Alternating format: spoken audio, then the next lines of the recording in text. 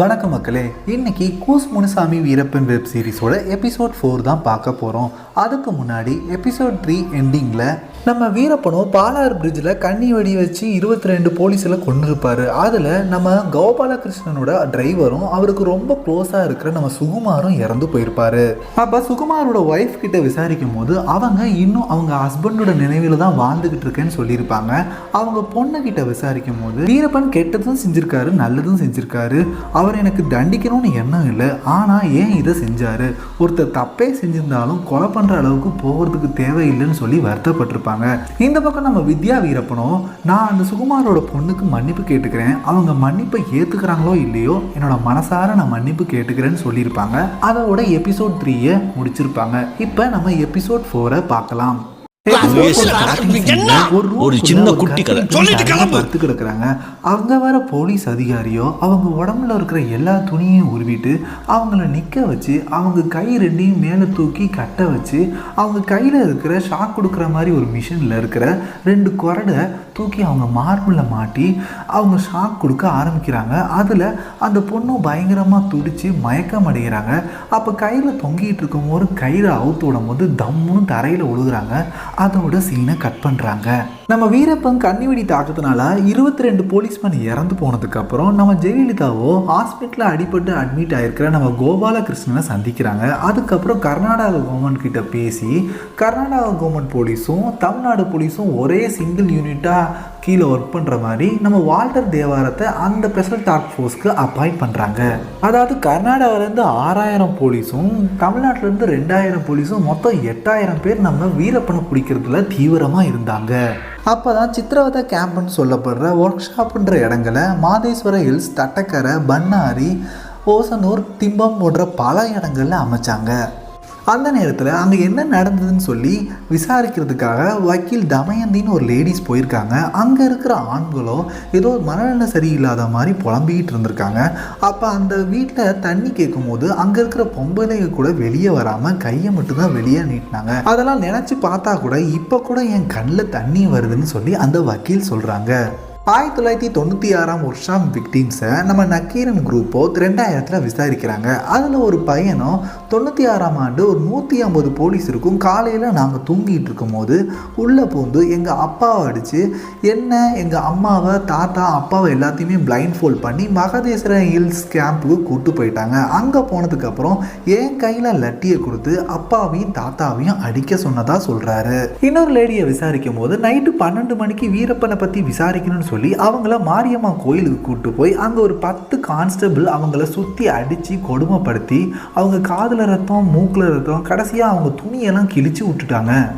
அப்போ இன்னொருத்தர்கிட்ட விசாரிக்கும் போது அவரை அடிக்கிறதுக்காக கையை நீட்ட சொல்லியிருக்காங்க. அப்போ அவர் கையை எடுத்திருக்காரு. இதனால் டேபிளில் வச்சு அவரோட விரலை பாதி வெட்டி எடுத்திருக்காங்க.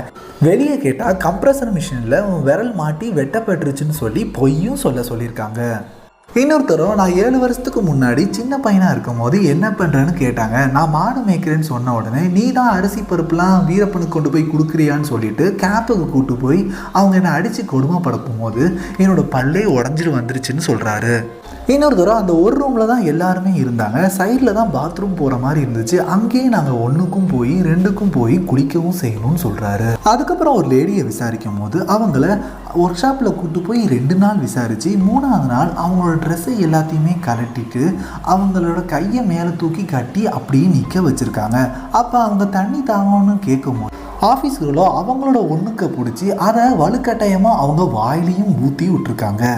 அதுக்கப்புறம் ஒர்க் ஷாப்னால் பாதிக்கப்பட்ட ராம்ஜின்ற ஒருத்தர்கிட்ட விசாரிக்கும் போது அவரும் நான் வீரப்பனுக்கு அரிசி பருப்பு எதுவும் கொடுக்கலன்னு சொல்லியும் நீ தான் கொடுத்தேன்னு சொல்லி ஒர்க் ஷாப்புக்கு கூப்பிட்டு போய் அங்கே காலிலே போட்டு அவரை அடின்னு அடித்து அதனால் அவரோட காலில் உடஞ்சி வந்ததுனால அவரால் 3 நாள் நடக்க முடியலன்னு சொல்லி அழுதுகிட்டே சொல்கிறாரு. இப்போ நாஞ்சைன்னு ஒருத்தர் ஆசனூரில் டெலிஃபோன் மெக்கானிக்காக இருந்திருக்காரு. அவரை விசாரணைக்கு கூப்பிடும் போது அவர் வராதனால சாப்பாடு வாங்கி தரேன்னு சொல்லி அந்த சாப்பாட்டில் மயக்க மருந்து கலந்து நேராக ஒர்க் ஷாப்புக்கு கூப்பிட்டு போயிருக்காங்க. அங்கே அவரில் காலிலே அடித்து அவரை முட்டியை உடைச்சது மட்டும் இல்லாமல் தலையில் கல்லில் அடித்து அவர் மயங்கி கீழே விழுந்திருக்காரு. அவர் உயிரோடு இருக்காரா இல்லையான்னு தெரிஞ்சுக்கிறதுக்காக அவர் உடம்புல எல்லாத்தையுமே சிகரெட்டால் சூடு வச்சுருக்காங்க. அதுக்கப்புறம் அவர் ரியாக்ஷன் பண்ணாதனால அவரை தூக்கி வெளியே வீசினதா சொல்லியிருக்காரு. அப்போ மெகர்னு ஒரு எலக்ட்ரிக் கருவி மூலமாக ஷாக் கொடுத்து அவங்கள எல்லாத்தையுமே கொடுமைப்படுத்தியிருக்காங்க. அதில் பாதிக்கப்பட்ட நம்ம நல்லம்மாள் கிட்ட விசாரிக்கும் போது அவங்களையும் அந்த மெகர் கருவியோட ஹேண்டில் அவங்க காதில் கொடுத்துருக்காங்க, அவங்களோட மூக்கில் கொடுத்துருக்காங்க. அது மட்டும் இல்லாமல் அவங்களோட ட்ரெஸ் எல்லாம் கலட்டி அம்மனமாக்கி அவங்களோட கையை மேலே கட்டி வச்சு உடம்புல உள்ள எல்லா பாகத்துலையும் கொடுத்துருக்காங்கன்னு சொல்லி கஷ்டப்பட்டு சொல்கிறாங்க. கரண்ட் ஷாக்கில் பாதிக்கப்பட்ட பொண்ணுராஜின்னு இன்னொருத்தவங்களும் அவங்களுக்கும் கரண்ட் ஷாக் கொடுத்ததாகவும் அவங்களுக்கு மட்டும் கொடுத்தது இல்லாமல் அவங்களோட குழந்தைக்கும் கரண்ட் ஷாக் கொடுத்ததாகவும் சொல்கிறாங்க. அந்த நேரத்தில் நம்ம நல்லம்மாளும் ப்ரெக்னெண்ட்டாக வேறு இருந்திருக்காங்க. அப்படி இருந்தும் பூட்ஸால் அவங்கள எட்டி உதைப்பாங்களாம். அப்போ எல்லோரும் முன்னாடியும் ஸ்கர்டன் மாதிரி சாரியை வச்சு மறைச்சி தான் அவங்களோட குழந்தையும் அதே இடத்துல பிறந்ததும் சொல்கிறாங்க. குழந்தை பிறந்து 3 நாள் கழிச்சும் அவங்களுக்கு எலக்ட்ரிக் ஷாக் கொடுத்ததாகவும் சொல்கிறாங்க. அதுக்கப்புறம் நக்கீரன் கோபாலும் அந்த ஒர்க் ஷாப்புக்குள்ளே சிமெண்ட் பெஞ்ச் இருக்குமா, அதில் அந்த விக்டிமை குப்பரை படுக்க வச்சு 2 டயா 3 டயலாக உள்ள பெரிய மரங்களை எடுத்து காலில் இருந்து அப்படியே முதுகில் அப்படியே போட்டு உருட்டுவாங்களாம். உருட்டுறதுல அவங்களுக்கு கழுத்து கீழே உள்ள பார்ட்ஸ் எல்லாமே ஓரளவு நொறுங்கி போயிடுமா, ஒரு சிலர் அதுலேயும் இறந்து போயிடுவாங்கன்னு சொல்கிறாரு. அதுக்கப்புறம் இப்படி கிடைக்கிற விக்டிம்களுக்கு நம்ம வீரப்பனோட கூட்டாளி ட்ரெஸ்ஸை அவங்களே போட்டு விட்டுட்டு அவங்க பக்கத்தில் நின்று அவங்கள சுட்டு கொன்னுட்டு அவங்க என்கவுண்டரில் வீரப்பனோட கூட்டாளிகளை சுட்டு கொன்னதாக சொல்லி நியூஸ் பேப்பரில் நியூஸ் கொடுக்குறாங்க. அதுக்கப்புறம் ஏற்கனவே விசாரிச்சுற ஒரு பையனும் அவங்களையும் அவங்க அம்மாவையும் ஒர்க் ஷாப்பில் பிளைண்ட் ஃபோல்ட் பண்ணி செவுத்து பக்கம் உட்கார வச்சுட்டு அவங்க அப்பாவை அடித்து எங்கேயோ கொண்டு போனதாகவும் அதுக்கப்புறம் அவங்க அப்பாவை பற்றி எந்த விவரமும் தெரியலன்னு சொல்கிறாங்க. அதுக்கப்புறம் 1 வருஷம் கழிச்சு தான் நம்ம நக்கீரன் பத்திரிகைகளை படிக்கும் போது அவங்க அப்பாவை காட்டில் ஓட விட்டு சுட்ட விஷயம் அவருக்கு தெரிய வருது. இப்படி மக்களை பயங்கரமா கொடுமைப்படுத்துறதுனால அங்கிருந்து தப்பிச்சு நிறைய பேர் வீரப்பன் கேங்ல சேர்ந்ததாகவும் கூட சொல்றாங்க. அப்படின்னு ஒர்க் ஷாப்ல இருந்து தப்பிச்சு நம்ம வீரப்பன் கேங்க்ல சேர்ந்த தம்பதிக தான் நம்ம சித்தனன் கும்பியம்மா. சித்தனும் ஆசனூர் ஒர்க் ஷாப்ல இருந்து தப்பிச்சு வந்து வீட்டில் இருக்கிற ஒய்ஃபை கூட்டிட்டு காட்டில் வந்து அங்கே கிடைக்கிற காய்கறிகளையும் கிழங்குகளை வச்சு வாழ்ந்துட்டு வராரு. அந்த நேரத்தில் தான் வீரப்பன் கேங் அங்கே வருது. வந்த உடனே நம்ம சித்தன் காலில் அடிபட்டிருக்கிறத கேட்ட உடனே என்ன ஆசனூர் ஒர்க் ஷாப்பில் வச்சு கொடுமைப்படுத்திட்டு இருந்தாங்க. அங்கேருந்து எஸ்கேப் ஆகி வந்து என் ஒய்ஃபோட இங்கே செட்டில் ஆயிருக்கேன்னு சொன்ன உடனே அப்போ நீ என் கூட வந்துடுறியான்னு சொல்லி நம்ம சித்தனை கேட்ட உடனே அவங்க ஒய்ஃபோ நான் மட்டும் இங்கே தனியாக என்ன பண்ணுவேன், என்னையும் கூப்பிட்டு போங்கன்னு சொன்ன. அப்ப நீயும் நடப்பலாமா, இனிமேல இருந்து நீ என்னோட தங்கச்சி, அதனால நீங்க 2 பேருமே என் கூட வந்துருங்க, நல்லபடி இருக்கலாம்னு சொல்லி கூட்டு போறதுக்கு முன்னாடியே அங்க இருக்க கேங் மெம்பர்ஸ் கிட்டையும் இனிமேல இவங்களை நீங்க எல்லாருமே தங்கச்சியை தான் பார்க்கணும், அப்படி ஏதாவது ப்ராப்ளம் வந்ததுன்னா யாருன்னு பார்க்க மாட்டேன் சுற்றுவேன்னு சொல்லிட்டு அவங்க 2 பேரையுமே அவங்க கேங்ல சேர்த்துட்டு கூட்டு போறாங்க. அப்ப கும்பி அம்மாவோ அவங்க கூட இருக்கும்போது நம்ம வீரப்பனும் அவங்க உள்ள மெம்பர்ஸ் எல்லாருமே அவங்கள தங்கச்சி மாதிரி நல்லபடி பார்த்துக்கிட்டாங்கன்னு சொல்றாங்க.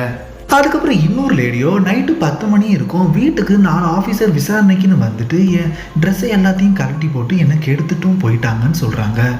இன்னொரு லேடியோ அவங்கள விசாரணை பண்ணுறேன்னு சொல்லிட்டு லாட்ஜுக்கு கூப்பிட்டு போயிட்டு அவங்க ஹஸ்பண்டை வெளியே வெயிட் பண்ண வச்சுட்டு உள்ளேயே அவங்கள கெடுத்ததாகவும் சொல்கிறாங்க.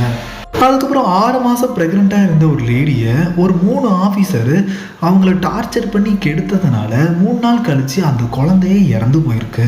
இதோட பயங்கரமான கொடுமைகள்லாம் நடந்திருக்கு. அது வாயில் கூட நம்ம சொல்ல முடியாது. அதாவது அவங்க அப்பாவை அவங்க பொண்ணை பலாத்காரம் பண்ண வச்சுருக்காங்க, அதே மாதிரி அவங்க அம்மாவை அவங்க பையனை பலாத்காரம் பண்ண வச்சுருக்காங்க, கடைசியில் தங்கச்சியை அவங்க அண்ணனை பலாத்காரம் பண்ண வச்சுருக்காங்க.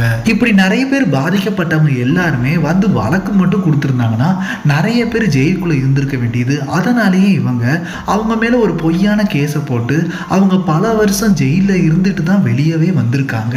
அப்போ இதை பற்றி மனித உரிமை கோர்ட்டில் கேஸாக ஃபைல் பண்ணும்போது அவங்களுக்கு தகுந்த இன்ஃப்ராஸ்ட்ரக்சர் இல்லைன்னு சொல்லி இந்த கேஸை டிஸ்மிஸ் பண்ணுறாங்க.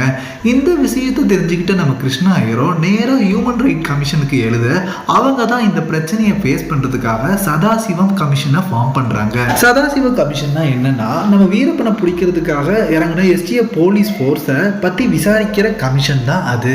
அதுக்கப்புறம் நம்ம நக்கீரன் கோபால் தான் அந்த விக்டிம்ஸ் எல்லாத்தையுமே ஒரு மண்டபத்தில் வச்சு சந்திச்சு நீங்கள் எல்லாம் நடந்த உண்மை எல்லாமே சொல்லுங்க, அப்பதான் உங்களுக்கு நியாயம் கிடைக்கும் சொல்லி எல்லாத்தையுமே ஊர்வலமாக கூப்பிட்டு போறாரு. சதாசிவ கமிஷனும் விக்டிம்ஸோட ரிப்போர்ட்லாம் எடுத்துக்கிறாங்க. ஆனால் ஃபைனல் ரிப்போர்ட்டை 2 வருஷம் ஆயும் சப்மிட் பண்ணாமல் இருக்காங்க. இந்த நேரத்தில் தான் நம்ம வீரப்பனும் ஆக்டர் ராஜ்குமாரை கடத்திட்டு சில கோரிக்கையில விடுறாரு. அதில் ஒரு கோரிக்கை தான் அந்த பாதிக்கப்பட்ட மக்களுக்கு நிவாரணம் கொடுக்கணும்னு. இதை தெரிஞ்சுக்கிட்ட நம்ம கர்நாடகா கவர்மெண்ட்டும் தமிழ்நாடு கவர்மெண்ட்டும் 2 பேருமே 5 கோடி மொத்தமாக 10 கோடி ஒதுக்குறாங்க. அப்படி அப்படி இருந்தும் ஃபைனல் ரிப்போர்ட் சப்மிட் பண்ணாமல் இருக்கிறதுனால அதுக்கப்புறம் மகளிர் ஆணையம் அப்புறம் பல ஃபோர்ஸ் பண்ணி தான் 2 வருஷம் கழிச்சு அந்த ஃபைனல் ரிப்போர்ட்டை வெளியிடுறாங்க. அதுக்கப்புறம் தான் ரேப் விக்டிமுக்கு 3 லட்சமும் அந்த ரேப் விக்டிமில் மல்டிபிள் டைம்ஸ் பண்ணவங்களுக்கு 5 லட்சமும் ஒதுக்கி ஒரு வழியாக கர்நாடகாவில் முழுசாக செலவு பண்ணாங்களான்னு தெரியல, ஓரளவு கொடுத்ததா சொன்னாங்க. தமிழ்நாட்டிலையும் அந்த 5 கோடியை முழுசாக செலவு பண்ணாங்களான்னு தெரியல. நம்ம சதாசிவம் கமிஷன் மூலமாக இத்தனை போலீஸ் ஆஃபீஸர் தப்பு பண்ணியிருக்காங்கன்னு ப்ரூவ் பண்ணியும் அதில் ஒருத்தருக்கு கூட இவங்க தண்டனை கொடுக்கவே இல்லை. அதுக்கு பதிலாக நம்ம ஜெயலலிதா தலைமையில் அவங்களுக்கு தனியாக 108 கோடி ஒதுக்கி அதில் இன்வால்வ் ஆன எல்லா போலீஸ் ஆஃபீஸருக்கும் டபுள் ப்ரொமோஷன், டபுள் வீடு, லேண்டு, கோல்டு காயின்னு அள்ளி கொடுத்துருக்காங்க. கடைசியாக நம்ம விக்டிம் நல்ல எங்களை இப்படி சித்திரவதைப்படுத்துறாங்களே, அந்த போலீஸ்க்கு எங்களை மாதிரி தண்டனை கொடுக்கவே இல்லைன்னு சொல்லி வருத்தத்தோட சொல்றதோட இந்த எபிசோட முடிக்கிறாங்க.